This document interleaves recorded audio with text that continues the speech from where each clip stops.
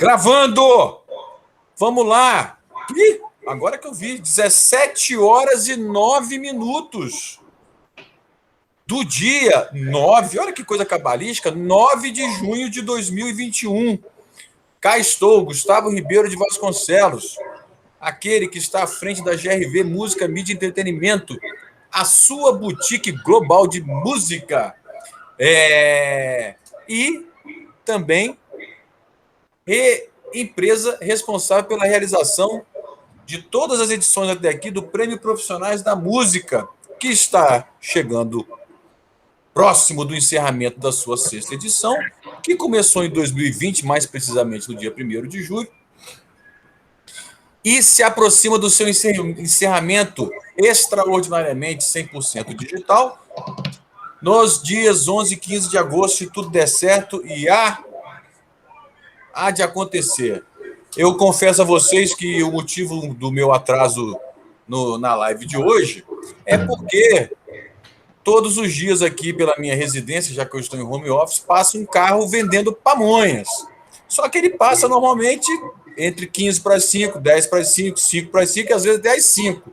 Hoje ele se atrasou, vocês vão ouvir para vocês verem que não é mentira.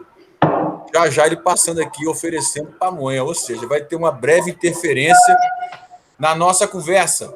A nossa conversa hoje, na 80ª live entre as 97 programadas, com os 482 finalistas, é com a categoria instrumentista erudito masculino. Vamos fazer a chamada aqui, porque estão presentes nessa live o nosso querido Daniel Lemos. Daniel tá aí? Presente. Daniel, que nos fala lá do Nordeste do Maranhão, da cidade de São Luís, certo, Daniel? Certo, mesmo fuso horário é de Brasília, ainda bem. Mesmo fuso horário de Brasília. Também está aqui o nosso querido Alexandre Fritzen. É isso mesmo, Alexandre? Falei certo o sobrenome? Perfeito. Perfeito. Alexandre, fala de onde? Porto Alegre. Olha que legal. Rio Grande do Sul. Do Maranhão para Porto Alegre. E agora vamos também conversar com o nosso amigo, é o Paulo que está aí, Paulo? Sou eu. Muito bem, Paulo Martelli. Seja bem-vindo, Paulo. Você está em São Paulo, né, Paulo? Estou no interior de São Paulo, estou em Araraquara. Legal. Você sabe que, Araraquara é uma cidade símbolo aí, né? Da luta pelo lockdown em favor da vida, e parece que agora a coisa aí vai ter que ter um novo lockdown, né, Paulo? A gente está muito orgulhoso com o prefeito aí, é muito sério, o Edinho Silva. E quando ele faz lockdown é porque é realmente necessário.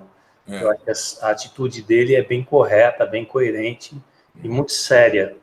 Então foi por isso que eu saí da capital e estou aqui desde o começo da pandemia e só saio daqui vacinado.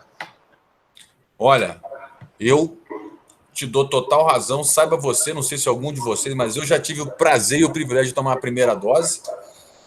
E é uma sensação sensacional. E com relação ao Edinho, fica aqui uma curiosidade para você, que eu ainda vou investigar melhor. Mas o Edinho, se não me engano, ele era produtor de shows em Brasília no final dos anos 80. Ele morou aqui, ele é mais ou menos da mesma idade que eu. E a gente circulava ali no meio daquela geração Coca-Cola, né? Legião Urbana, Capital, não sei o quê. E eu tenho certeza que o Edinho, que produzia coisas em Brasília, é o Edinho Silva.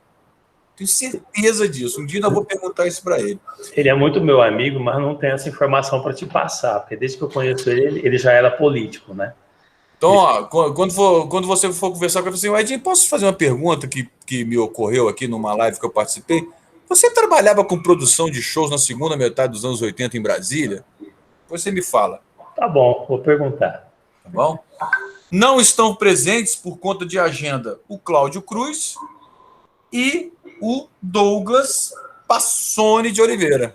Enfim, uma pena, mas que bom que deu certo conosco. Temos aqui uma audiência, sejam todos bem-vindos. Quem quiser aparecer, fazer pergunta, a hora é essa, porque vamos começar. Vamos começar da seguinte forma. Daniel, Diga, meu querido. Instrumento e o motivo pelo qual chegou aqui no prêmio, porque depois que vocês falaram, eu quero fazer um esclarecimento. do porquê que não tivemos a categoria instrumentista erudito feminino. Vai lá. Ah, eu não sabia, eu achei que tivesse essa categoria. Rapaz, fui xingado de tudo quanto foi jeito nas mídias sociais. Depois eu vou contar, vai lá. Pois é, meu caro. Então, fico muito feliz de ter chegado aqui, afinal, assim como os colegas também imaginam, estão todos nessa satisfação, né? E todo mundo aqui é merecedor pela sua trajetória. No meu caso, o Piano Erudito, a gente tem um projeto que chama Piano Maranhense, que ele é resultado de uma pesquisa de doutorado, né? E a gente foi atrás de compositores do Maranhão do século XIX que compuseram música para piano. Né? E, assim, quando eu comecei essa pesquisa, eu nem imaginei que eu fosse encontrar, mas eu acabei me surpreendendo, porque o Maranhão estava entre as 4 principais capitais do país. Era Maranhão, era o São Luís, então, Recife, Rio de Janeiro e Salvador. E em termos de circulação de capital. Então, aqui tem até o Teatro Arthur Azevedo, que ele tem mais de 200 anos, é a terceira casa mais antiga de espetáculos em atividade contínua das Américas.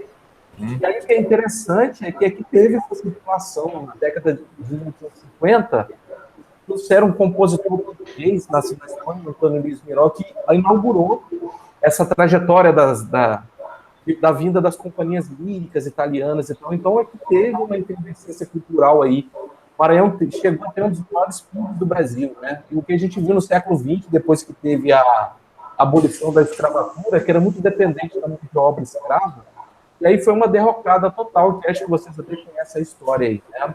Mas o século XIX foi o contrário, que o Maranhão teve um histórico prolífico, então ficaram compositores, ficaram obras. E aí, como o Maranhão não tinha uma tipografia musical, eles mandavam as obras para o Rio de Janeiro para editar. Então, a pesquisa foi lá. A gente encontrou várias partituras.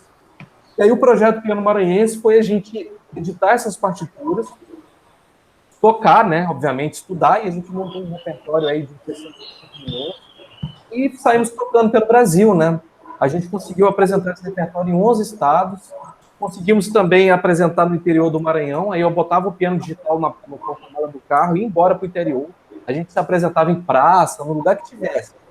E aí até aquela coisa da sustentabilidade, que é até um tema aí da live, né? O que acontece? Eu acho que a música erudita, ela é uma prática muito estabelecida, tem, vamos dizer assim, tem etiquetas muito rígidas, né? Você tem que saber a hora certa de bater palma, né? Você assiste a apresentação certa, assim, diferente, por exemplo, da música popular, que às vezes você está tomando uma cerveja, o cara está tocando.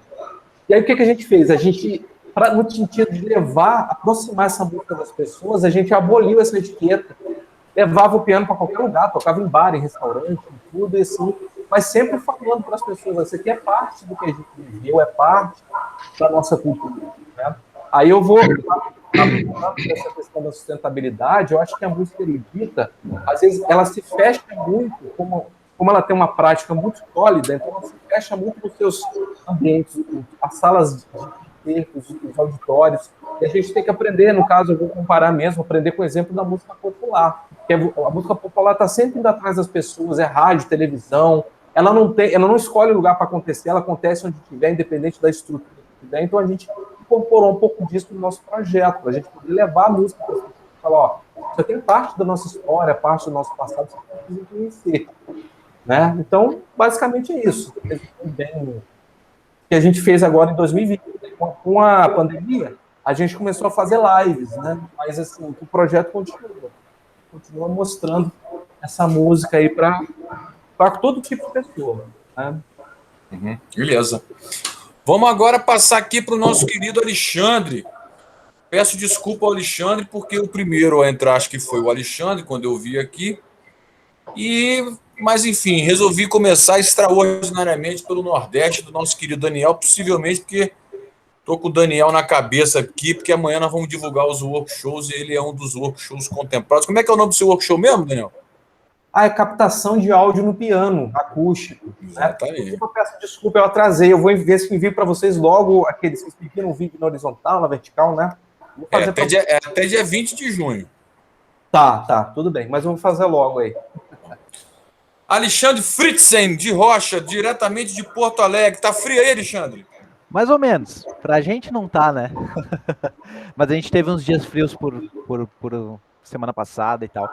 Daí realmente caiu bastante a temperatura. O clima no mundo e no Brasil está completamente louco, né? Aqui em Brasília está um calor insuportável ao nos aproximarmos aí do inverno. Mas aqui o nosso outono ele é um pouco oscilante, né?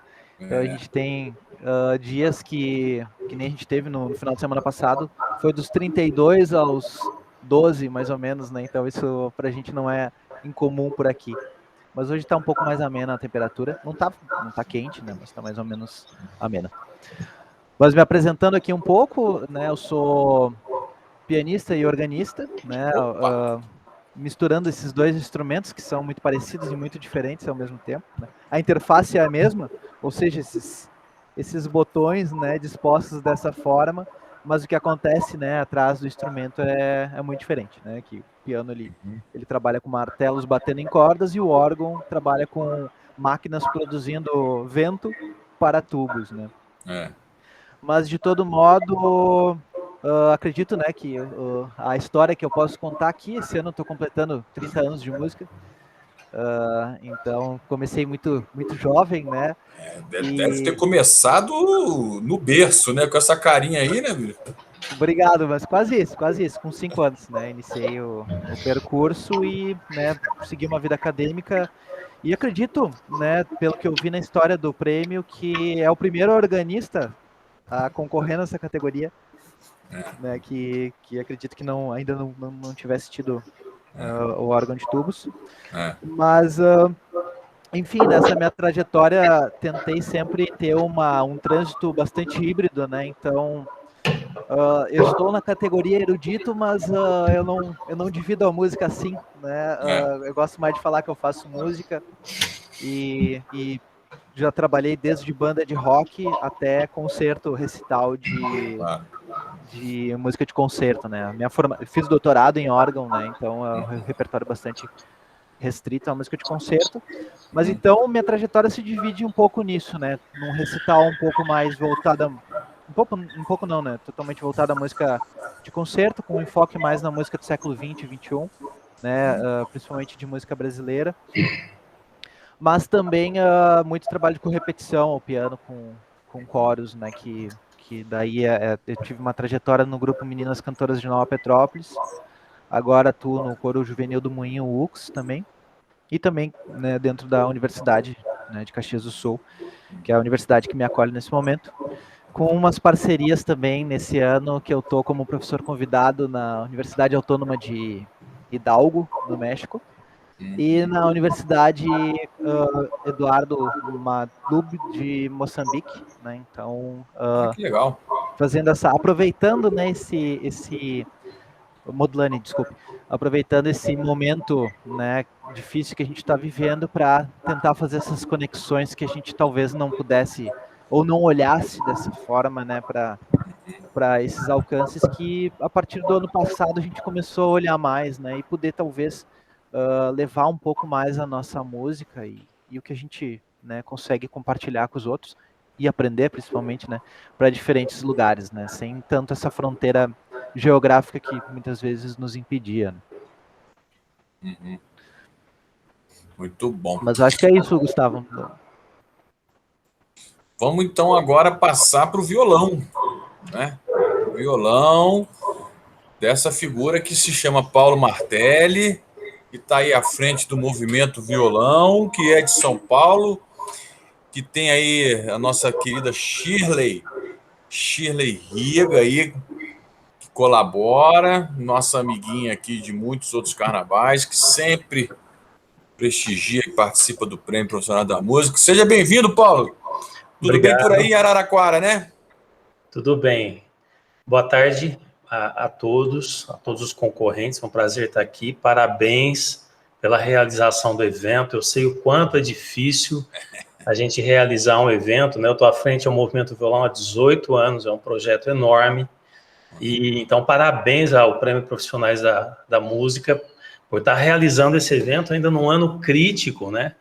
E com uma política que não tem ajudado nada às artes. Então, meus, assim, enormes parabéns para vocês, porque isso é um feito magnífico e é muito importante, a gente está falando de sustentabilidade, nada como ter um prêmio como esse, ou um projeto como o Movimento Violão, que também está acontecendo, né, nesses anos de pandemia. Eu acho que isso que é sustentabilidade, né, continuar fazendo arte. E o meu trabalho, eu sempre fui concertista, sempre fui devotado à música erudita.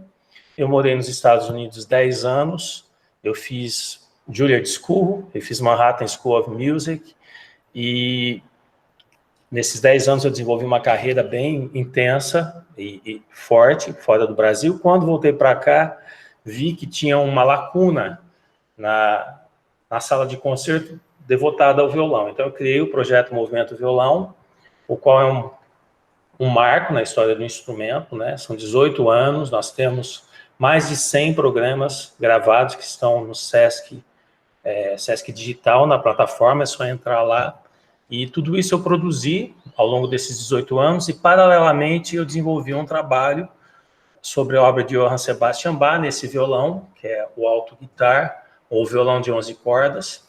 Lancei vários CDs pela Guitar Copy, e mais recentemente eu me dediquei a trazer o compositor Geraldo Vespar, cearense, de 84 anos, e o Geraldo foi muito importante na música popular brasileira na época da Bossa Nova. E eu o conheci quando eu cursava Juilliard School e gravei dois estudos populares brasileiros do Geraldo na década de 90 ainda, finalzinho, começo dos anos 2000, e num disco chamado Roots, que foi lançado nos Estados Unidos, em 2 edições, e fiquei longe do Geraldo quase 20 anos. Vim resgatar o Geraldo há 4 anos atrás e descobri que daqueles 10 estudos que ele tinha feito para violão, intitulados Estudos Populares Brasileiros, agora a gente tinha uma série de 20 estudos.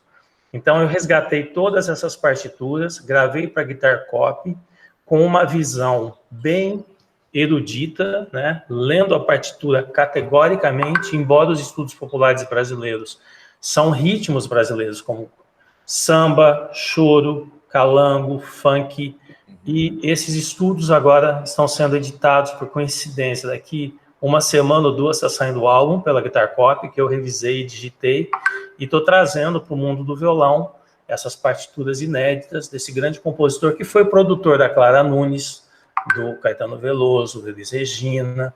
E o mais importante desse trabalho, particularmente, é o fato de que ele notou, ele teve a paciência e o cuidado na notação desses ritmos característicos da década de 60 e início da década de 70, e ao longo de 20 anos ele completou esses estudos que só agora vieram à tona devido ao trabalho que eu fiz no violão de 6 cordas, porque eu sigo uma carreira paralela. Esse violão eu desenvolvo um trabalho de música barroca, o qual se tornou um doutorado que eu fiz na Unesp, né? Hoje eu estou fazendo pós-doc na Universidade Federal do Rio Grande do Norte, e essa colaboração com o Geraldo Vespar eu acho que é de uma importância assim, singular, porque retrata uma época da nossa música que é muito importante, né? E ele é um compositor que foi, assim, a coqueluche dos anos 60. As pessoas brigavam para tê-lo como arranjador, ele era um grande arranjador. Ele também trabalhou na Rede Globo como o produtor das telenovelas, né? Da parte de música, por exemplo, a novela Gabriela, quem escolheu Tom Jobim para fazer as músicas foi o Geraldo Vespar. Então, tudo isso é muito representativo dentro da história do Brasil, porque é uma figura que centrou a produção dele no violão, embora tocasse guitarra, fosse um grande orquestrador, e grande parte das músicas que a gente conhece já no nosso ouvido, né, da década de 60, foi ele quem arranjou. Poderia falar meia dúzia de músicas aqui que eu posso garantir a todo brasileiro que vocês conhecem o Geraldo Vespar, só não sabem que conhecem, né? Então, esse é um trabalho que eu realizei, resgatei todas as partituras, editei, agora vamos lançar o livro pela Guitar Copy, mundialmente, né, digitalmente o livro. Hoje em dia a gente não tem mais essa coisa do livro espécie, né? A coisa viaja muito mais rápido pela internet. E o disco já está gravado, está nas plataformas digitais, bem como os meus discos de baixo estão todos no Spotify, Deezer, YouTube. Quem tiver interesse no meu trabalho, está tudo disponível, super fácil e de grátis. Essa coisa de grátis é que eu acho que vai ser o ponto do início do nosso papo aqui, do nosso, vamos botar assim, do nosso debate, digamos assim. E, aliás, viu, já que vocês três têm essa veia acadêmica, digamos assim, eu quero lembrar do seguinte, que essas nossas lives aqui são gravadas, e eu costumo dizer para os que já participaram que quem quiser fazer uma pesquisa séria, né, sobre a situação dos profissionais da música desse país, é só ir lá no YouTube do Prêmio que você tem um belo recorte assim, de várias categorias e vários depoimentos, porque tem muita coisa interessante no que se refere à sustentabilidade, à atividade, à realidade em tempos de pandemia, a viabilidade, os desafios, as dificuldades que todos nós que participamos como criadores ou produtores ou pessoas que fazem os conteúdos circulares estamos passando nesse momento, nesse país, em 2021. E aí, Paulo, você falou essa coisa de grátis. Eu pergunto a vocês o seguinte: nossas apresentações ao vivo desapareceram. Nossos editais rarearam, né? Eles diminuíram e se concentraram. O acesso ficou muito mais disputado. E aí sobrou, né, com um protagonismo discutível, os canais digitais, principalmente esses aí, essas DSPs, né, como você citou aí, né, tipo Spotify, Deezer, etc. Que, na minha opinião, tem uma postura questionável com relação à divisão de valores. Né? Assim, na minha opinião, de quem trabalha com produção de conteúdo, beira a humilhação, o que é recebido e é repassado.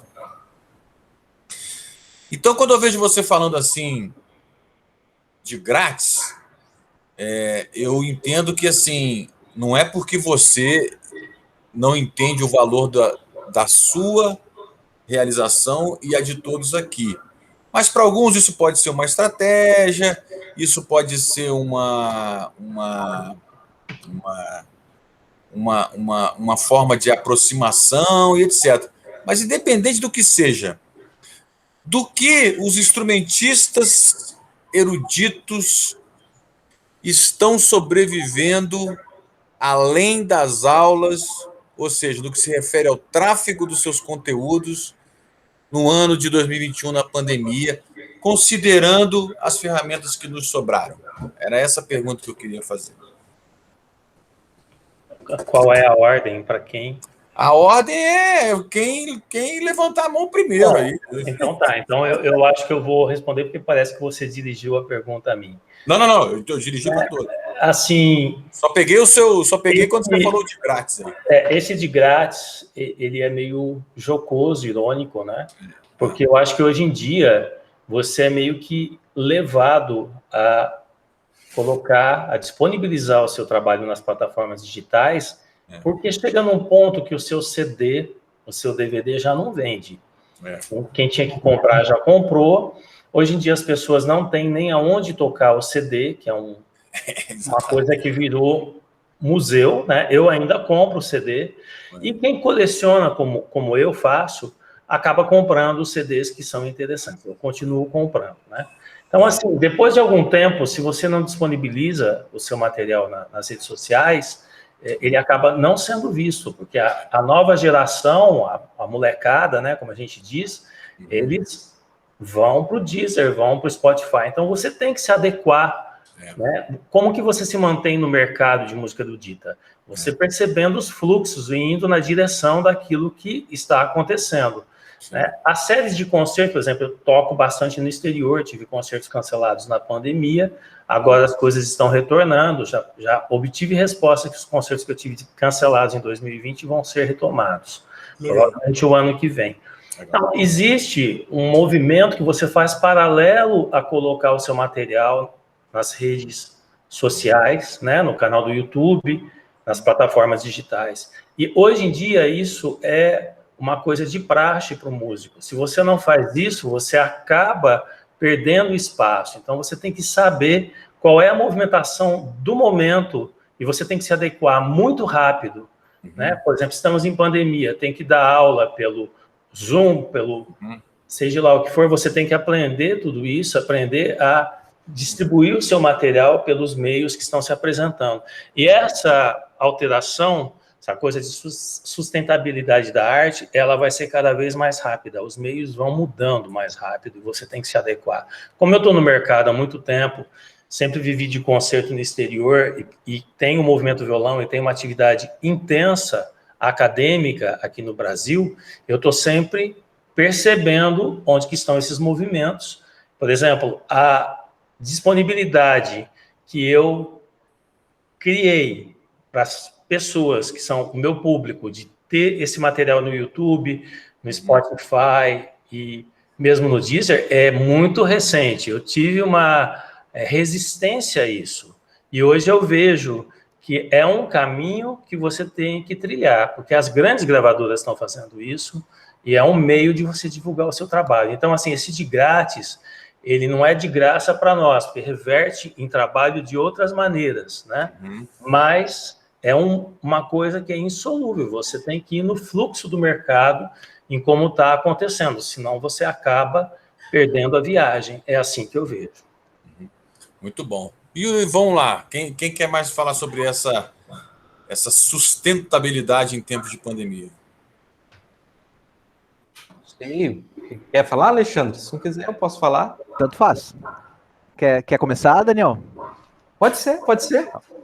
Bom, com relação ao mercado, né, aí eu já vou tratar um pouco o que eu diria que assim, um calo no pé da música erudita, né? Porque a música erudita, ela se coloca, às vezes, como diferente, música de excelência, que não depende do mercado. Mas a gente sabe que existe um mercado da música erudita. Eu, particularmente, acho que o mercado da música erudita é um tanto cruel, inclusive. Se você pegar os estudos aí das leis de incentivo à cultura, né, da lei federal, tem um estudo muito interessante, parece que 80% do capital fica só na cidade do Rio de São Paulo. Um estudo que fala isso em 10 anos, né? Então, o pessoal da música erudita, se você não buscar um grande centro que já está estabelecido, que já tem salas de concerto, que já tem um público, vamos dizer assim, formado para música, você fica numa situação difícil. E é o meu caso, que eu estou na periferia da periferia, porque o Maranhão é a periferia do Nordeste. Então, no caso nosso aqui, para a gente ter uma carreira, a gente tem que ressignificar como que a música erudita acontece. A gente não pode esperar que você vai achar uma sala de concerto prontinha e você vai ter um produtor que já vai fazer a divulgação para você, que só vai chegar e tocar. Nada disso. Você vai ter que ir lá, você vai ter que se improvisar de produtor cultural, você vai ter que escrever projeto. Conseguimos captar um pouco aí da Lei Aldir Blanc, né, que infelizmente veio, agora a gente está numa situação bizarra, né, porque o próprio secretário especial de cultura é contra a lei Gustavo, tipo assim, o próprio secretário é contra o investimento na área dele, né? A gente está vivendo uma excrescência hoje, né? Bem dito isso, né? E assim, a gente vai tentando fazer a nossa carreira dessa forma. E assim, como a gente trabalha muito com música no domínio público, então essa coisa da circulação dos royalties artísticos, eu acho que isso funciona muito para quem trabalha, por exemplo, no sertanejo, que é amplamente divulgado, os caras pagam para para a rádio, não tem como pagar para uma rádio. Então é um mercado cruel mesmo, é um peixinho com tubarão. E a gente tem que tentar essas estratégias, a gente trabalha muito de forma colaborativa, às vezes no interior, o senhor me recebe na casa dele para hospedagem, então felizmente, essa é a realidade, vamos dizer assim, do pequeno produtor, do pequeno artista que não está na grande mídia, né? O Brasil é muito desigual e cruel, né? Eu não sei se só na cultura, imagino que em outras áreas também. Você tem uma Ambev, que é uma empresa que tem 90% da cerveja do país, e a gente tem grandes cervejeiros artesanais aí que às vezes não conseguem aparecer e fazem um trabalho de qualidade, né? Então, o Brasil é um país da desigualdade, eu acho, né? Nesse sentido. E aí, para a gente buscar a sustentabilidade, a gente tem que remar contra a maré mesmo, né? A gente também reconhecer que a música erudita, ela precisa estar mais perto das pessoas, né? A música popular faz isso o tempo inteiro. Você vai na rua, tem gente ouvindo e tal. Então, eu acho que não tem por que a música erudita se fechar só nos ambientes que não acontece por excelência. Então, esse é um dos nossos motes para tentar uma sustentabilidade para o nosso projeto. Então, é isso. Espero aí ter respondido a pergunta. Claro. Vamos continuar. Vamos lá. Bacana. Eu compartilho um pouco com o Daniel nessa percepção e um pouco nesse lugar de fala. Eu acredito que talvez, eu realmente não estou muito a par da realidade de São Luís, né, no caso, da música de concerto. Mas eu sei como é Porto Alegre, né, e sei como é também outros lugares. E talvez a situação de São Luís seja um pouco mais sensível do que de Porto Alegre, mas talvez não difira muito, né. Então, pensando num âmbito, claro, focando um pouco mais no contexto da música de concerto, né, mas pensando na minha trajetória pessoal, né, como eu geri esse processo de viver da música, né, desde muito cedo, e principalmente do fazer da música de concerto, tentando excluir um pouco a questão do que vem a partir da parte educacional, né, que certamente é o grande ponto de receita, né, da minha carreira. Mas eu sempre acreditei muito nos movimentos mais independentes da produção musical, né? E por muitos anos eu fui um dos idealizadores e organizadores do Música de Poa, né, que foi uma série de concertos de música de concerto com compositores vivos de Porto Alegre, né? E a gente tinha uma espécie de coletivo que a gente organizava concertos, a gente passava o chapéu, a gente tocava na rua para levar para o teatro, e a gente passava o chapéu na rua também, a gente botava o chapéuzinho ali para entrar um troco, para a gente conseguir organizar o concerto. E essa questão do royalty, que eu acho que está muito forte agora, e eu acho que ela está muito forte agora também porque a ponta de cima sentiu a pandemia e sentiu esse fazer musical, essa dificuldade, né, na receita, que a ponta de baixo, e eu me incluo nela, sempre sentiu, né, porque quando a gente produz música contemporânea, de modo geral, no Brasil, digamos, a cauda longa é uma cauda longa que vai sofrer muito mais do que a cauda longa do sertanejo, por exemplo, que foi colocado aqui, ou da MPB, ou do rock, ou de qualquer outro fazer musical da música popular, que também sofre, né? A parte que não sofria tanto, né? Pensando no mundo pré-pandêmico, é uma realidade assim, é um empreendedor como em qualquer outra área. E é isso que é uma coisa que eu tento sempre colocar, principalmente para os meus alunos, ou quando alguém vem conversar sobre carreira, né, comigo, que a gente tem muito na formação musical aquela ideia de que o cara vai entrar, começar a estudar música, ou quem seguir a carreira acadêmica vai seguir a carreira acadêmica e vai virar a Martha Argerich, o Nelson Freire, né, usando, né, os pianistas como exemplo. Mas se a gente pensar outras profissões, quando o cara entra para fazer o direito, ele não pensa em ser, sei lá, né, um grande nome do direito, ou ele pode até pensar, mas não é um objetivo crucial, não, eu quero ser o Beethoven quando eu me formar, eu quero ser o Villa-Lobos, eu quero ser o Camargo Guarnieri, e se eu não for, eu vou desistir da minha área. E esse pressuposto que ele acontece eu acredito, com muita gente que eu vejo, né, dentro dessa relação, né, com a profissão, ela é muito nociva para a própria área, para o entender da gestão musical como uma gestão de qualquer outra carreira. E daí a gente, principalmente a partir de 2019, a gente vive um ataque muito maior, constante e crescente, né? A gente vê minguar as coisas que ainda eram uma base de sustentabilidade que vinha dos projetos culturais, que passaram a minguar mais ainda. A música de concerto sempre foi periférica, né, no recebimento de qualquer recurso que fosse. Ela, por natureza, né, e ainda, de novo, voltando um pouco mais para a música contemporânea, ela é uma música que tem uma sustentabilidade por natureza, e sempre teve, raras exceções, muito mais dificultosa, né, porque ela vai atrair o público com uma latência de tempo muito maior, né, e a gente vê isso na história da música. Então, pensando assim, essa questão fonográfica, né, que eu tô fazendo todo esse rodeio, Gustavo, para entrar nessa questão do streaming, né, ou toda essa discussão que eu vejo que está muito forte, né, sobre a distribuição digital e tudo mais. Só um parênteses, Alexandre.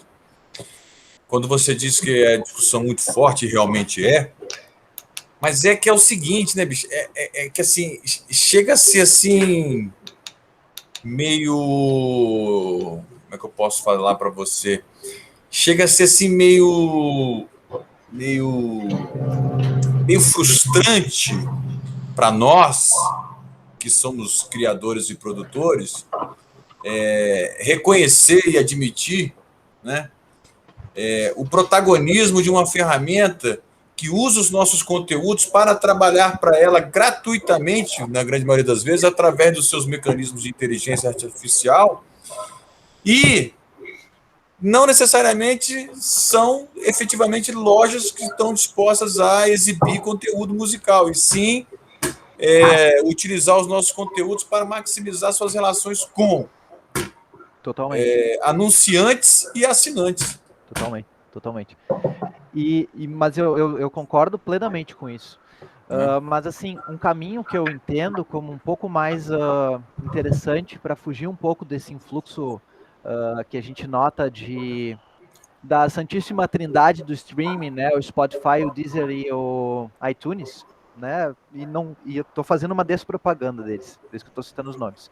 A gente tem outras ferramentas, por exemplo, o Bandcamp.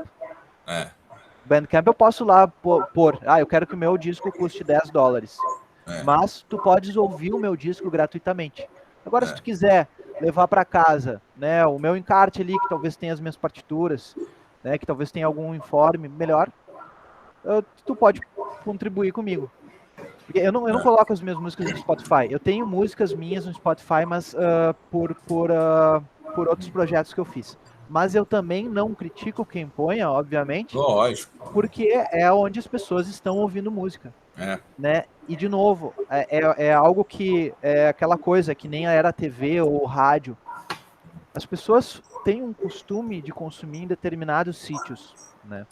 E a gente não pode ignorar esses sítios. Lógico. Lógico. Só que, claro, digamos, a nossa força de resistência, digamos, perante a esses nichos, né, a esses pontos, talvez que seja importante. Daí a importância, certamente, dessa discussão, né, de entender que nós somos propagandeadores das ferramentas. É que nem eu usar aqui uma camiseta de uma empresa, né, sei lá, use o símbolozinho da Nike, sei lá, né?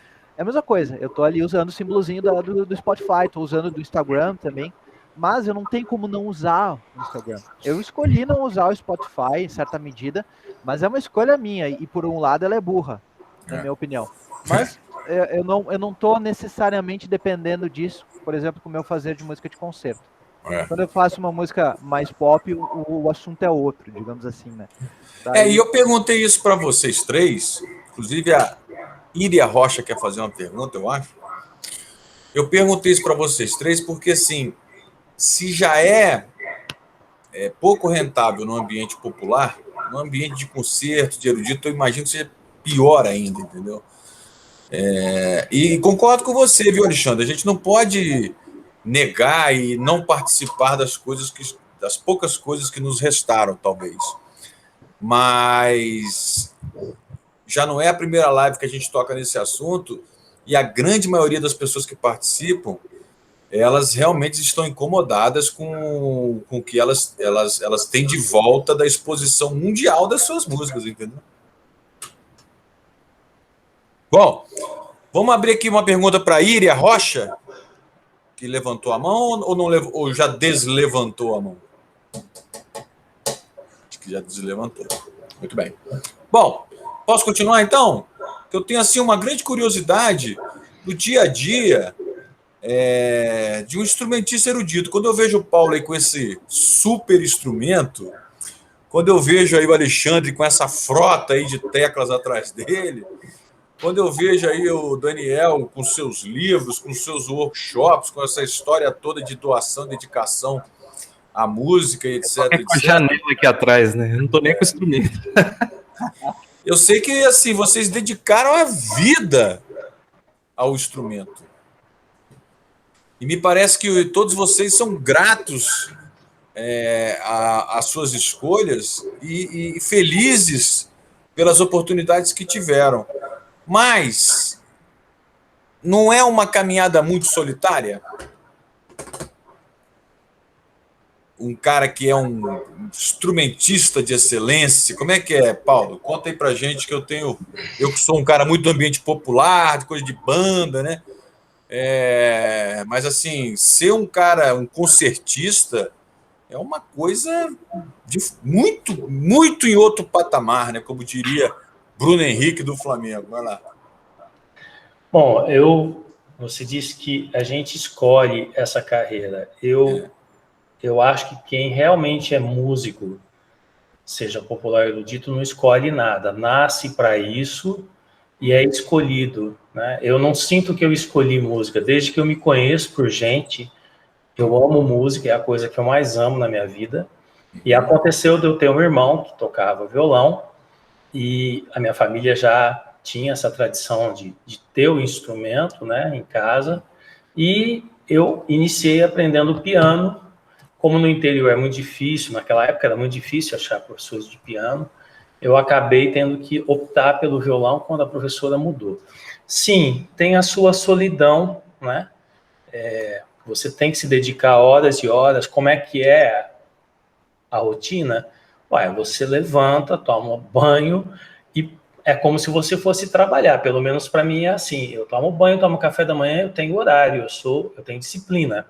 Então, eu tenho um horário que eu sigo, de começar a estudar às 8 e parar meio-dia, tomar o café, tocar tudo isso, aí almoçar, ter um tempinho, aí quando eu tenho a tarde toda disponível, então eu vou das 2 às 6 da tarde e ainda de noite eu confiro o repertório que eu estou tocando, porque você tem que, além de aprender músicas novas, você tem muito tempo devotado a manter o repertório. Por exemplo, nesse violão eu toco Bach. Então, todo dia eu tenho que ter um repertório nesse violão de Bach. Então, algumas horas vão para esse repertório de Bach. E no violão de 6 cordas, aí o repertório varia muito. Tem muita coisa brasileira e muita coisa do romantismo, do impressionismo, que o violão tem vários compositores que escreveram para isso, espanhóis especialmente. Então, você tem essa manutenção que você tem que fazer, é como um atleta. E você deve ser muito cuidadoso e, por exemplo, existem manutenções que você tem que dar ao seu próprio físico, porque você ficar sentado numa posição desconfortável, segurando um instrumento como esse, que é super pesado, o braço, você tem que todo dia fazer exercícios físicos para compensar essa sua dedicação ao instrumento. Então, é mesmo uma coisa assim solitária. Por exemplo, o Alexandre falou da Martha Argerich, que é uma pianista que completou 80 anos agora, dia 7. Ela não toca solo, ela viaja com orquestras. Ela diz que ela não gosta de tocar solo porque a coisa é muito solitária. Você viaja sozinho, você encontra o manager do concerto, você entra no teatro, você toca, você vai para o hotel. Muita gente fala assim, nossa, você foi para a Europa, você foi para Israel, você foi para... É muito bonito. Olha, às vezes a gente, quando tem a agenda muito cheia, você conhece o quarto do hotel e o teatro que você tocou. Você chega, você está preocupado em tocar bem, então você fica ensaiando no hotel. Aí você vai e toca. Então, geralmente, quando a gente está assim, nessa pira de tocar muitos concertos, a gente acaba não conhecendo os lugares que a gente vai. Depois você fica mais experiente e você coloca no seu contrato, olha, estou indo para Israel, vou dar 10 concertos. Então, no último dia, eu quero alguém que me leve a Jerusalém. Então, você já recheia o seu contrato com alguma coisa que você possa ver. É claro que tem o seu glamour, né? Mas tem as horas no aeroporto, que a gente fica, tem o voo, que nem sempre é agradável, você nem sempre vai de primeira classe, aliás, é bem raro, no caso de violonistas, demora muitos anos para você conseguir isso, né? E assim, é uma labuta. Eu acho que eu vou fechar a minha exposição aqui dizendo o seguinte: eu adoro o que eu faço, mas eu não escolhi. Eu nasci para isso, e mesmo frente ao Movimento Violão, que é um projeto que tem 18 anos, que a gente está ativo mesmo na pandemia, com um projeto que chama-se Movimento Violão Novos Rumos, devotado à nova geração, que está acontecendo na Unibis Cultural, também é algo que eu não escolhi. É algo que aconteceu para mim como se eu fosse um missionário da música erudita no Brasil, criando um público para isso, e muito do sucesso do Movimento Violão foi o SESC abraçar a causa, né? Fazer os programas de televisão como eu queria, e hoje a gente tem quase 100 programas disponíveis para o público. Então, são atividades que eu não sei, se eu for explicar para você, falar, como é que, não sei, como é que você toca nesse violão? Eu estudo muito, mas se eu parar para pensar, eu também não sei. Por que você é especialista na música de bar, sendo brasileiro, morando no Brasil? Não sei também, eu acho que a gente nasce com algumas coisas que são destinadas a você, e eu acho que o músico, em particular, ele não escolhe, ele é escolhido. E não é uma coisa que você consegue largar, vou fazer outra. Você não vai. Você vai fazer música porque você não vai conseguir fazer outra coisa. É como se você fosse predestinado a seguir aquela carreira. Pelo menos é assim que eu sinto. Muito legal, hein? Muito legal. Quem é o próximo aí? Quem é a próxima opinião? O exemplo do Paulo me lembrou aquela infectologista lá que foi convidada para a CPI, ó. Falou, ó, com firmeza. Vai lá, Daniel. Tá bom, que aí, Alexandre? Agora? Agora é o Alexandre, vai lá. Pode ser. Um pouquinho. Muito legal essa fala do Paulo mesmo. Mas, no caso, o meu dia a dia, né, que tu perguntaste, Gustavo, eu sempre tenho um olhar um pouco prático para o concerto, né? Ou seja, se eu tenho demanda de concerto, a minha rotina às vésperas desse concerto vai ser diferente. Mas quando não tem concerto, a minha rotina é outra, né? Então, digamos assim, se eu estou numa fase como eu nunca estive, que nem agora, né? Porque eu não toquei na pandemia, né? Eu não toco desde final de fevereiro de 2020. Nossa. Nunca tinha acontecido isso desde 91, né? Nunca tinha passado mais do que, sei lá, nem sei, né? Mas é um negócio assustador. Assim, não subir no palco é um negócio assustador. Negócio impressionantemente esquisito. Né? Mas eu não me acostumei ainda. Né? A gente tá, sei lá quanto tempo aqui, eu não me acostumei. E espero não me acostumar também. Mas, de todo modo, o que eu ando fazendo na minha rotina de pandemia? Né, em termos da prática do instrumento, né? Eu tenho o meu estudo de manutenção, como eu digo, né? Que é manter, às vezes resgatar os repertórios, os cavalos de Troia, né? Os cavalos de Troia, desculpe, os cavalos de batalha, né, que não são os cavalos de Troia. Os cavalos de batalha, eu tento manter eles mais ou menos firmes e faço, né, os estudos diários para conseguir manter a forma, né, na música, né? Como bem falou o Paulo. A nossa vida, ela lembra um pouco a vida de um atleta, em certa medida, que a gente não pode parar, né? Não é porque não tem concerto que a gente não vai, né? No meu caso, que não tem concerto que eu não vou praticar. E eu tento separar sempre a minha rotina, e daí independe de ter concerto ou não, na parte de estudo do instrumento, exercício físico moderado, estudo técnico, mas no sentido teórico, né? Não prático, e os projetos, tanto como docente, como outros projetos que eu trabalho dentro da música. Então, eu tento manter essa mesa de 4 pés, né, na minha rotina diária. Só que esses pés, digamos, eu boto mais peso neles de acordo com as demandas. Então, de novo, eu vou estudar muito mais quando eu tenho concerto, obviamente, né? Que daí eu tenho que ter uma rotina, sei lá, de mais de 2 horas diárias, né, para eu funcionar dentro disso. Claro que quando eu estava na minha formação inicial, eu precisava de mais do que isso, né, e na época do mestrado e doutorado, muito mais do que isso. Mas atualmente eu tento manter esse estudo de manutenção para quando for, né, o retorno da atividade de conserto mesmo, eu conseguir não estar tão fora de forma. Eu não entrei na rotina das lives porque é uma coisa que eu não me senti confortável de fazer. Né? Embora eu tenha sorte de ter um órgão de tubos eletrônico aqui na minha casa, né, que não está aqui nesse estúdio, mas ele está numa outra peça, eu não me senti confortável disso, é uma coisa que eu não escolhi fazer, né, nesse período. Eu preferi me voltar mais digamos, a um estudo teórico dentro desse período e a docência mesmo, que eu ampliei algumas coisas, né.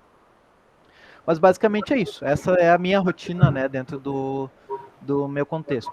Além disso, eu tenho, né, na época que eu estou podendo fazer concertos, tem um momento de fazer o gerenciamento, né, que eu faço o gerenciamento ou seja, fazer os contatos para poder dar os concertos. E fazer essa logística, né, de mobilidade mesmo para os momentos. No caso do órgão de tubos, sempre tem que prever também alguns dias antes, porque os instrumentos são muito diferentes entre si, a gente não tem como levar o nosso instrumento, né? Então, eu sempre preciso, no mínimo, 2 dias de estudo prático no instrumento para poder adaptar tanto a questão do peso, das distâncias, principalmente da pedaleira, né? A gente toca com os pés, e do tempo de latência do som e sua reverberação dentro do espaço físico. Acho que basicamente é isso. Muito bem. Daniel? Opa, eu estou de olho aqui, rapaz, eu vi uns pouquinhos voando aqui, eu estou preocupado por causa do piano. Cara, preocupado com o quê? Cupim, né, cara? Cupim, para não chegar no instrumento, né? Eu tinha um dinheiro para comprar um carro aqui, eu comprar um piano de cauda. Aí eu resolvi ficar andando a pé. Meu carro está na oficina. Eu fico de olho aqui para não entrar cupim, né? Enfim, sobre a minha rotina, ela é muito mais semelhante ao que o Letrand falou, né? Eu também vivo na atividade, sou professor universitário, eu dou aula em 2 universidades, e assim, a universidade suga muito da nossa vida, né? E fica difícil, às vezes, a gente manter uma rotina de estudos, né, continuada. Eu acabo estudando, me preparando só mesmo quando tem apresentação, né? E olhe lá. Então, isso é um negócio bem difícil, porque a gente fica impossibilitado, às vezes a gente quer estudar um repertório mais difícil, quer pegar, mas o dia a dia acaba consumindo as suas energias, né? Isso é muito difícil de conciliar isso. Tomando isso, a universidade, ela valoriza trabalho escrito, né, publicação, eles não valorizam produção artística. É uma das lutas que a gente tem dentro da universidade, né? O pessoal fala muito aí, os mestres da cultura popular, né? O pessoal da antropologia tem essa onda aí, mas o pessoal, os artistas dentro da universidade não tem reconhecimento. Se você botar um mestre da cultura popular dentro da universidade, ele vai passar o mesmo que os artistas estão passando, né? Falta de valorização, eles não veem a produção artística como produção de conhecimento. Eles não veem que nós pesquisamos, nós estudamos a fundo para poder produzir o que a gente produz, né? Então, a gente fica sempre nessa luta, assim, né? E, assim, viver de música, o meu professor de piano falava isso, eu acho muito bonito, né? O músico, ele vive de sonho. O músico, ele não tem que ir atrás de sucesso, atrás de dinheiro, ele tem que ser verdadeiro com a arte dele, com o que ele faz, né? E esse é um dos motivos que a gente critica, porque se você pegar um cara que está na grande mídia, aí a gente tem um exemplo de universitário, ela está mais preocupada lá com o consultor de moda dele do que fazer uma aula de técnica vocal. Então, nesse sentido que a gente diz que a gente valoriza um aspecto da prática que a grande mídia não está preocupada. Então, o músico independente, né, o músico independente ele tem essa luta, né? A gente, realmente, nós não temos políticas públicas justas. Se você for pegar cada estado, a realidade é totalmente desigual com a outra. Você pegar, por exemplo, Brasília, você tem o FAC, São Paulo tem o PROAC e tal. Aqui não tem nada, né? Então, como é que eu vou fazer, né? E tem gente que está criminalizando isso, né? Fala que o artista ele só tem que estar lá para mamar na Lei Rouanet. Vem com essa ideia, assim, que eu acho uma coisa absurda, né? A lei de incentivo é justamente para facilitar e a população ter acesso à produção artística diferenciada, né? Não é só aquela coisa que está tocando no rádio todo dia, né? Então, a gente está vivendo realmente uma situação de excrescência aí, com essas mentalidades que estão aparecendo. E, assim, eu me sinto muito afetado. Eu estudo e tal, eu queria ter mais tempo para estudar, queria ter disciplina também. Eu confesso que realmente, se a gente não tiver disciplina de estudar todo dia, a gente não consegue. E as músicas que a gente toca não é aquela que você lê assim, e está pronta, não. É uma coisa de meses, às vezes, de preparando um repertório solo e tal. Então, é uma demanda de trabalho. Né? Então, realmente, eu até sempre me cobrando, né? Me autocobrando em relação a isso. Enfim, é a realidade nossa. Muito bom. Agora, meus amigos, que nós já falamos um pouco assim rapidamente sobre uma percepção mercadológica e recentemente sobre o dia a dia do cotidiano. É claro que a gente poderia ficar aqui horas para falar sobre vários assuntos, mas como todos nós aí temos outros afazeres, possivelmente, eu pergunto, e agora, Paulo? Pandemia está aí, segundo você, graças a Deus, possibilidades de concerto já estão voltando, apesar de que brasileiros ainda têm muita dificuldade de viajar pelo mundo afora. Mas, assim, a pergunta é, na percepção de vocês, volta para os negócios de vocês ou para as atividades de vocês, vocês dependem integralmente do retorno do presencial ou a vida híbrida já está estabelecida e assim que é bom e assim que vocês prosseguirão? Como é o futuro da atividade de vocês aos olhos de vocês? A pergunta foi para mim, eu que começo a responder? A pergunta é para os três, mas vai lá. É que você falou Paulo, então eu vou tomar... Não, é porque eu já estou aqui, Paulo, Alexandre, Daniel, ou então Paulo, Daniel, Alexandre. Tá bom.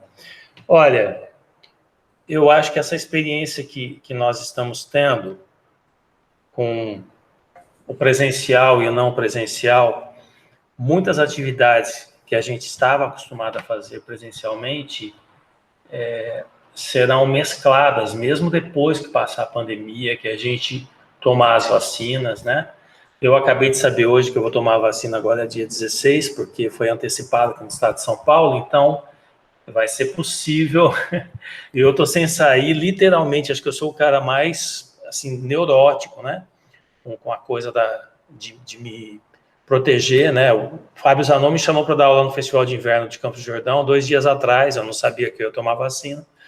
Eu disse, é presencial? Não vou dar aula no Festival de Inverno, porque não vou sair daqui, eu tenho a minha família, eu sou o mais novo da minha família, então eu tenho que prezar, né? Lógico. E assim, o fato de tomar a vacina vai possibilitar que eu viaje. Eu já tive contatos das pessoas que organizam as séries de concertos que em 2020 foram desmarcados, então, graças a Deus, vai retomar. E eu acho assim que tudo que a gente falou aqui, fazendo um resumo assim bem curto, Spotify, Deezer, tudo isso aconteceu nas gerações passadas. Quando você pensa no Celibidade, que é um grande regente, ele não queria gravar, porque para ele a música só acontecia ao vivo sem gravação. Então, ele teve que se adaptar à gravação. Claro, claro. Certo? Os grandes pianistas, Horowitz, ele só gostava de concerto ao vivo. Ele achava que no estúdio era um problema. Frente a isso, você tinha um Glenn Gould, que era o oposto. Ele para de tocar em público e diz assim, não, eu gosto de gravar, eu gosto do microfone.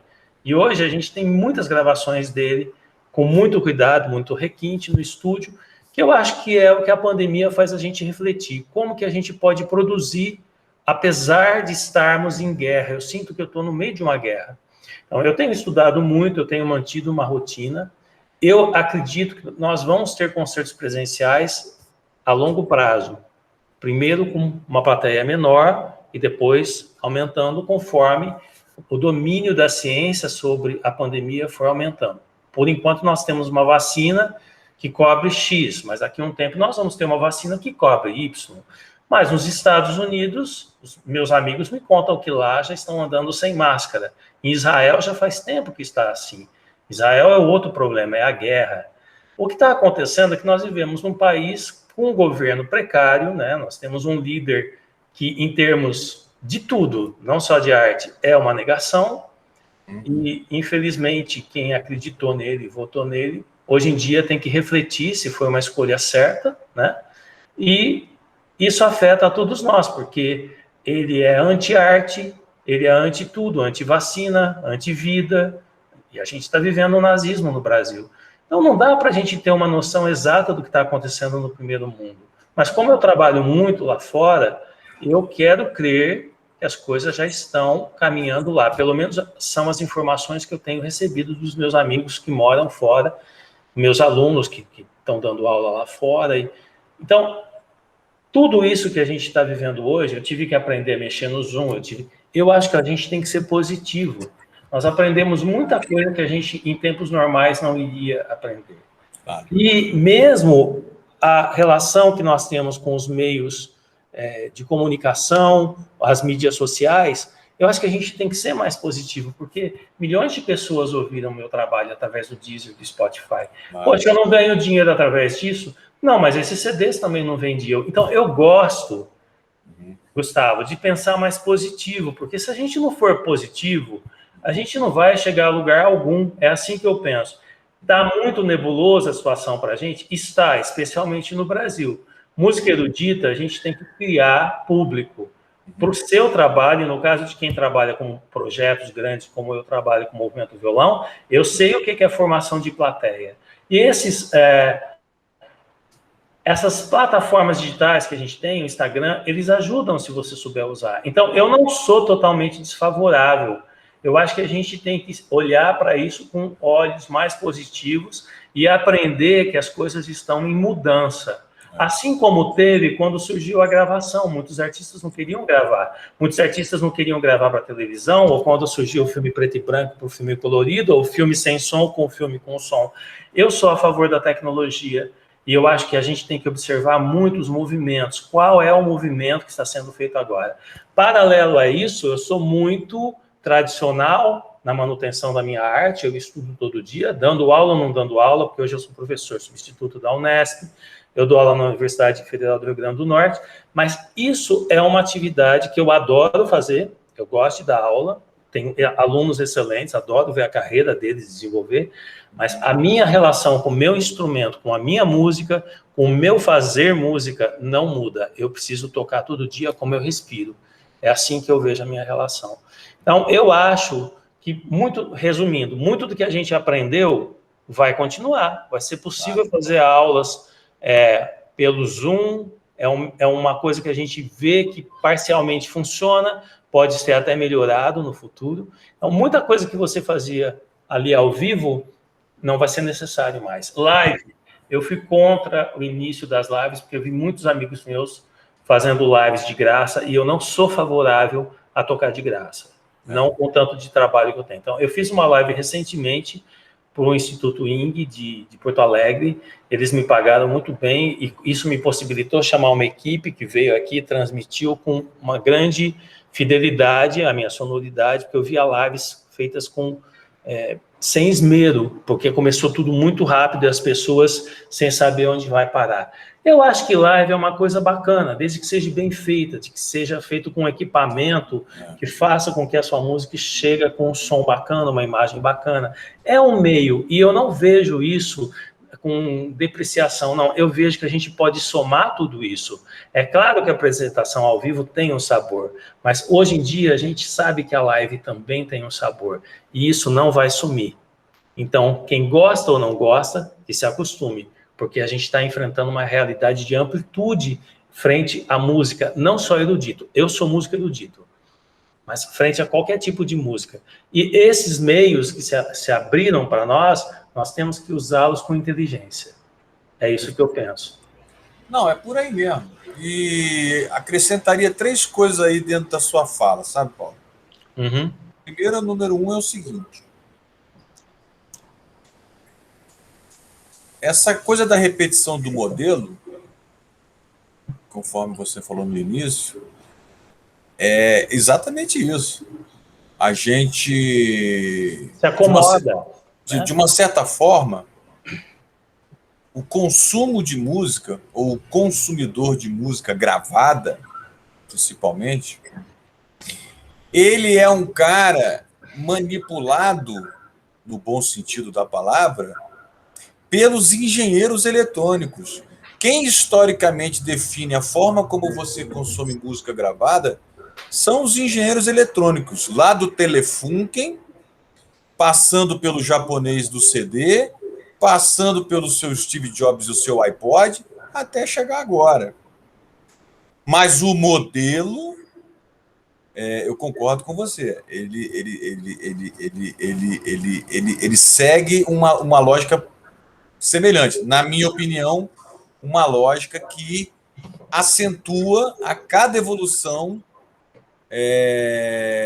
o desequilíbrio, principalmente pecuniário, entre criadores, músicos, artistas e produtores versus a indústria. Eu acho que vem perdendo, vamos botar assim, monetariamente. Isso é uma coisa.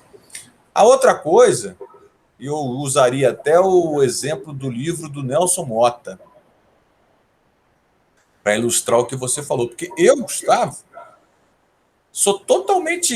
Eu sou formado na área de análise de sistema, então eu sou totalmente a favor da tecnologia, principalmente quando você usa de forma inteligente a parte de comunicação em benefício das suas ações.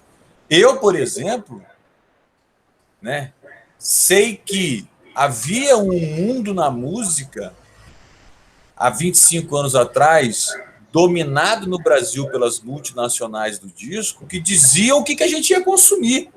Eram 4. Com a internet, e eu fui um cara que usei muito isso na minha carreira na música, porque tem uma empresa que trabalha com conteúdo musical, e sou um distribuidor digital desde 2003, quando começou nesse país aqui a distribuição digital em telefonia móvel. Se não fosse essa abertura, eu não existiria, talvez. Porque não conseguiria, jamais consegui chegar perto lá do mainstream. Mas o Nelson Motta, só para não esquecer, cara, que Brasil tá seco demais.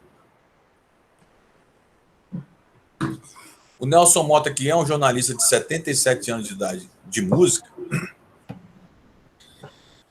escreveu um livro que é muito interessante para quem é da música ler, porque ali ele passa pelos últimos 50 anos da música brasileira, ou no Brasil, do ponto de vista de quem escreveu sobre isso esse tempo todo. E tem uma frase lá que o sujeito diz para ele agora, que ele está na era digital, né? Ele escrevendo na era digital, e que o sujeito vira para ele e fala assim: ô Nelson Motta, você sabe que os fins levam aos meios, né? E o Nelson Motta fala assim: bom, os fins levam aos meios, menos na música. Porque na música é o contrário. Os meios levam aos fins. Que eu acho que é mais ou menos isso que você está falando. Né? Seu instrumento é um meio. Né? Esse computador e essa tecnologia que a gente está usufruindo é um meio para a gente chegar no nosso fim. Então, acho que nesse ponto aí é que eu queria usar esse exemplo do Nelson Motta, que eu achei bem legal. Mas muito bom. Alexandre e Daniel, vamos lá para a gente finalizar? O que vem por aí? Pós não, né? Porque a gente não sabe quando isso vai acabar, né? Porque no Brasil já voltamos para a terceira onda sem sair da primeira, né? Na verdade. Então, quer começar, Alexandre? Bora lá, antes eu comecei, Daniel. Vai tu agora. Tá bom. Pois eu particularmente não tive problema nessa época aí da pandemia, porque eu sempre trabalhei muito com informática, com computação, inclusive no doutorado, né, eu mesmo que gravei e produzi o meu CD. O pessoal do estúdio da Unirio, assim, não tive como, eles não se abriram, né? E como eu já trabalhava, eu comecei a trabalhar com captação de piano e tal, e eu acabei agregando isso ao meu trabalho. E quando veio a época das lives, eu já dava aula em curso à distância, então, nesse sentido, eu não tive problema nenhum em me adaptar a essa nova realidade, né? Esse novo normal, entre aspas. Agora, uma coisa que realmente preocupa no fenômeno das lives, né? Porque a gente é músico, principalmente instrumentista, dentro dessa categoria erudita, a gente é muito perfeccionista com gravação, porque a gravação é um documento que fica para a posteridade, né? Então, a gente fica sendo muito zeloso, assim, eu entendo, obviamente, o nosso trabalho, nossa vida é isso, mas às vezes, né, você está cansado e tem que fazer uma live e não pode cortar, não pode editar. Eu meio que chutei o áudio, sabe? Eu toco mesmo, tem esbarro e vai. Agora, sim, quando é um produto que você tem a chance de editar, que você tem que gravar várias vezes, aí realmente a gente vende, por exemplo, um álbum, aí é um trabalho acabado, né? Agora, a live também, eu acho que ela tem um pouco de cotidiano, porque a gente grava na nossa casa, é um ambiente caseiro, então a gente exigir também que todas as nossas interpretações sejam perfeitas, vamos dizer assim, é um pouco até cruel, eu diria, né? E aí, senão a gente acaba não fazendo, né? Esse que é o problema, para não se expor. É realmente uma situação de exposição, né? Eu acho que isso que é o difícil, a gente como instrumentista erudito, a gente lidar com essa nova realidade, sabendo que você vai no YouTube e você tem referências geniais de interpretações de obra aí, de pianistas e outros instrumentistas, né? Interpretações, você tem milhares de interpretações de obras de forma genial, né? Então, como é que a gente vai entrar nesse universo, sem, vamos dizer assim, já começando do pior, tipo assim, se você fizer da melhor forma que você puder, você já vai ser um feijão com arroz, né? Então, isso é uma realidade um pouco cruel para a gente que zela pela sonoridade, né? Então, eu tendo a interpretar a live também como uma coisa humana, né? Assim, nós não precisamos ter perfeccionismo, né? Obviamente, quanto melhor o trabalho, melhor você vai conseguir. E assim, a gente talvez distinguir entre a gravação profissional do álbum com essa gravação caseira do dia a dia, né? Que acho que esse é o grande desafio para o instrumentista, para a gente não ficar muito refém desse padrão que a gente tem de sonoridade, etc. Né? Eu tenho até me interessado mais em gravações históricas, né? Por exemplo, você pegar por exemplo, um Courtauld, o primeiro a gravar os estudos de Chopin, o cara tinha que tocar chutado, porque aqueles bolachões eram 3 minutos, então você tem que tocar a peça em 3 minutos. E às vezes ele pegava o arpejo, errava tudo, não tinha como voltar e gravar. Você gravou ali e acabou. Então, ficaram como registros históricos ali, e a gente tem que entender que toda gravação é um momento na vida de um intérprete. A gente não pode pegar uma gravação e julgar o intérprete por ela, que é cruel. Então, a gente trazer esse tipo de consideração quando a gente for ver uma live, ver alguma coisa, né, para poder entender que é um processo. Né? Talvez nesse sentido mais humano, talvez, a mudança, para a gente tentar aceitar melhor essa questão da tecnologia na nossa vida, sem a gente também se tornar refém dela, né? Vamos dizer assim.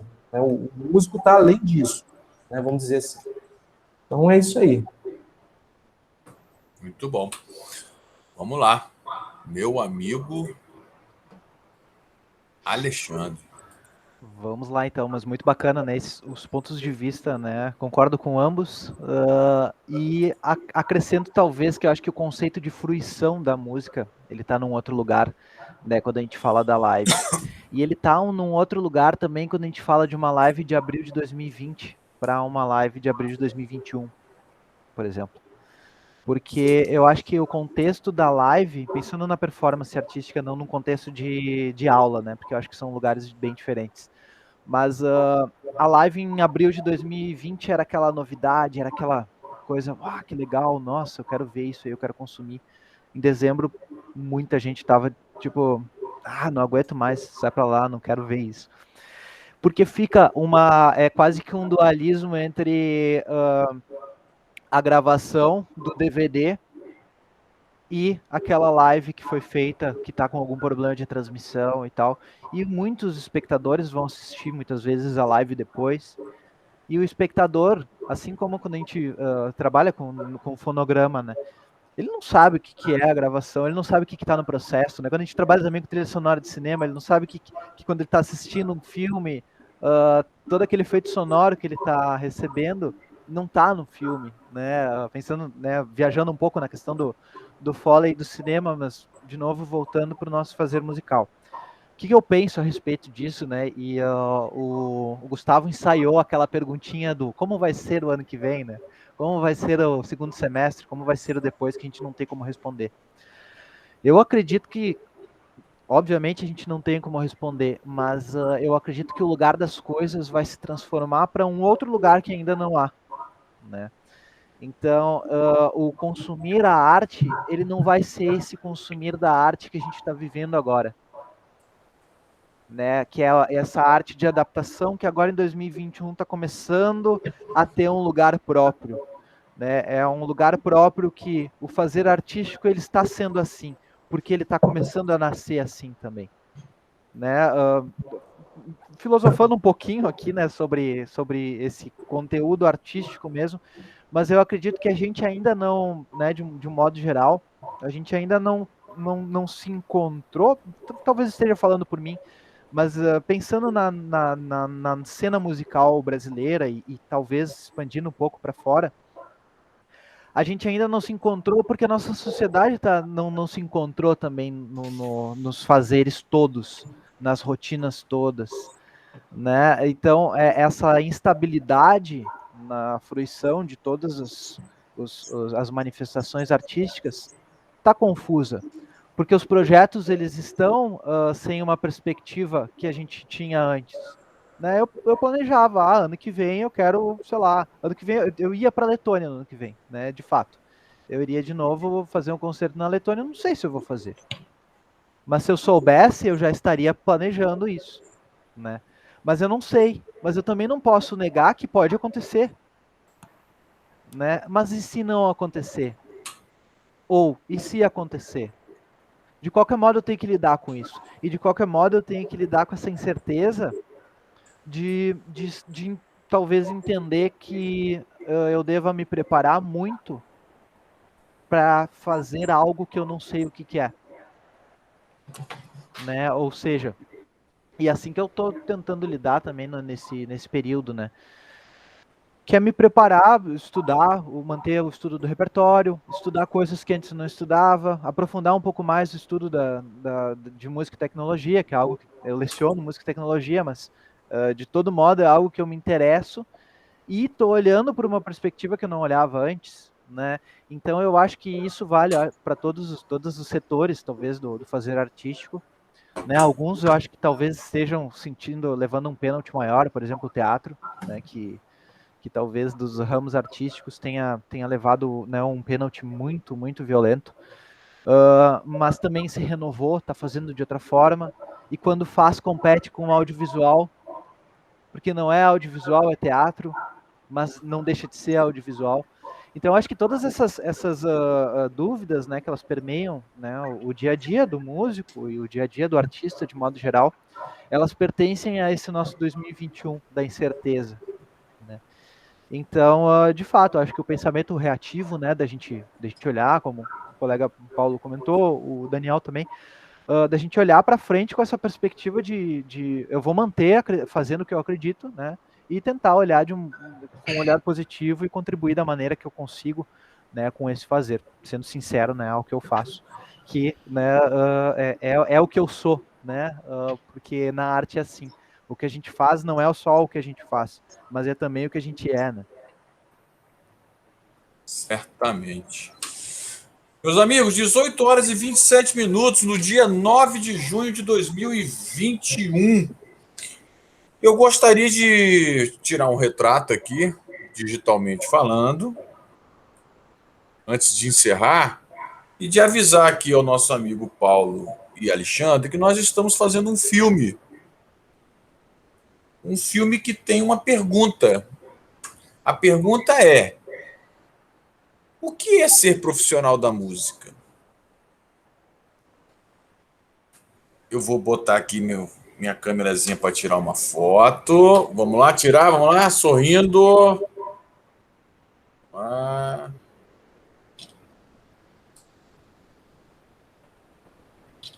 É.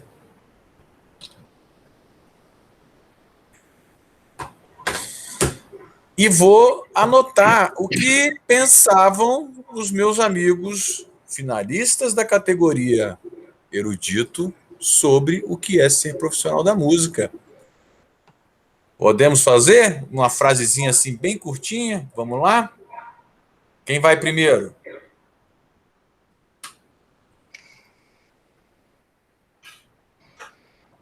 Essa pergunta é profunda. Difícil pensar numa coisa que resuma tanta coisa. Você pode responder assim, é uma questão profunda. Nossa. Aí vai ficar... Bom, vou pensar aqui. Vamos ver se sai alguma coisa legal. Vamos lá. Próximo. Vamos lá, Paulo. Para mim, ser um profissional da música é você, através da música, levar amor, esperança, levar vida para as pessoas, diversão, alegria, pensamentos positivos e também pensamentos profundos. Eu acho que a música, para mim, é um meio de comunicação muito potente, o qual leva tudo isso para as pessoas. Eu acho que nesse momento, ser um profissional da música é você ter fé, você ter resiliência e saber que tudo isso vai passar e que lá na frente a gente vai poder fazer o nosso trabalho e continuar levando esperança e amor para as pessoas. Muito bom. Próximo. Eu até podia falar assim, né? Música, né? Viver de música é necessário porque só a vida não basta. Mas aí é plágio ao Ferreira Goulart. Então não vou fazer. Eu botei uma frasezinha aqui, né? Ser um profissional da música é aliar o sonho à realidade. Aliar o quê? Aliar o sonho à realidade. É isso. Bom. Algum efeito. Próximo. Vou tentar aí, Gustavo. Que pergunta, hein? Mas é só um passatempo aqui para a gente encerrar. Bom, pensando aqui numa frase, talvez ser um profissional da música é acreditar ser e resistir. Eu acho que isso define e abre múltiplas interpretações a isso. Existir é uma palavra muito forte, né? Exatamente. E atual, né, eu acho. Eu acho que o profissional da música vai mudando conforme o tempo, né? E hoje em dia o profissional da música ele tem que ser resiliente, ele tem que acreditar no trabalho dele, porque tá muito difícil para todo mundo, mas para nossa profissão arrochou muito, né? Tá muito complicado. Tá mesmo, né? Eu estava vendo até um estudo da FGV, a arrecadação do pessoal da parte de criação da cadeia produtiva, músico, ator, bailarino, etc., né, que trabalha mesmo com... caiu 95% na pandemia. É muita coisa, né? E comparado, por exemplo, o pessoal da produção e etc., o pessoal da divulgação, eles tem outras áreas, né? Agora o cara que trabalha com criação mesmo, setor de criação, foi um desastre a pandemia, mesmo. Enfim. E uma área que é tão importante, inclusive, para o PIB nacional e que poderia ser muito mais. Aquilo que eu sempre digo, né? Qualquer lugar que a gente vá no mundo, pelo menos os lugares que eu fui, existia música brasileira lá. O Brasil é muito mais reconhecido pela cultura dele, não é reconhecido pelos políticos que ele tem, não é reconhecido pela infraestrutura, não é reconhecido pelos médicos, é reconhecido pela cultura, né? Você vai lá fora, eles conhecem a cultura brasileira, né? Então, o próprio brasileiro não reconhece isso. O motivo da nossa luta eterna aí. Minha gente, o que eu poderia dizer dessa live para vocês? Na minha fala, eu diria assim: saio daqui satisfeito e mais rico do que antes do que começamos. Afinal de contas, foi uma aula para quem é como é que eu posso dizer? Um especialista, um doador, uma pessoa que se dedicou a um instrumento, a um segmento, como todos nós sabemos, extremamente difícil, que necessita de muita ralação e que, em tempos de pandemia, está sofrendo horrores, como toda a humanidade, mas a gente sabe que o setor cultural realmente está numa situação muito difícil. Logo, o simples fato da gente ter conseguido bater esse papo e a partir dessa realização, eu particularmente já me sinto renovado, reenergizado e queria muito agradecer a vocês por estarem aqui presentes e terem nos possibilitado essas riquezas e, para mim, em especial, esse momento assim de felicidade que certamente, não só hoje à noite, mas amanhã, já será motivo de um novo dia mais feliz, mais esperança, enfim, mais coisas legais, melhores e boas para todos nós. Muito obrigado, viu, gente? Eu agradeço aí os colegas. Parabéns, Gustavo, seu projeto é lindo e continue em muitas outras edições aí do prêmio, né? A gente até se surpreende assim, em conhecer muitas pessoas aí, né, trabalhando. Não conheci o Paulo, parabéns aí, com certeza, carreira internacional, né? Alexandre, a gente já conhece, é muito bom a gente saber como tem profissionais da música competentes no nosso país, né? Cada vez é bonito conhecer mais gente. Então, tchauzinho, tudo de bom. Muito bem. Letícia Dias aqui está dando parabéns a vocês, finalistas. A Letícia também, muito obrigado por estar acompanhando a gente, cara. A Letícia também. Legal, abração, Letícia. Gustavo, parabéns também pelo prêmio, né? Já tinha acompanhado outras edições e legal, de novo, a resistência, né? É isso aí, parabéns por toda a iniciativa. Obrigado aos colegas também, prazer, Paulo, que nos encontremos em outros momentos também. Daniel também, já nos conhecíamos, né? Sempre é um grande prazer, uma grande troca, né? De muito conhecimento, a gente poder bater esse papo. Né? Um grande abraço e parabéns pelo evento de modo geral. Obrigado pelo convite também. Eu agradeço também a todo mundo que assistiu aí, está acompanhando. Exatamente. Exatamente. Tem vários alunos aqui. Que legal. Tchau, gente. Fiquem firmes. Força. Vacina para todos e saúde para todo o planeta. Eu quero me despedir também. Pera um pouquinho. Desculpa aí, Paulo. Prazer, Alexandre, Gustavo. Não conhecia vocês.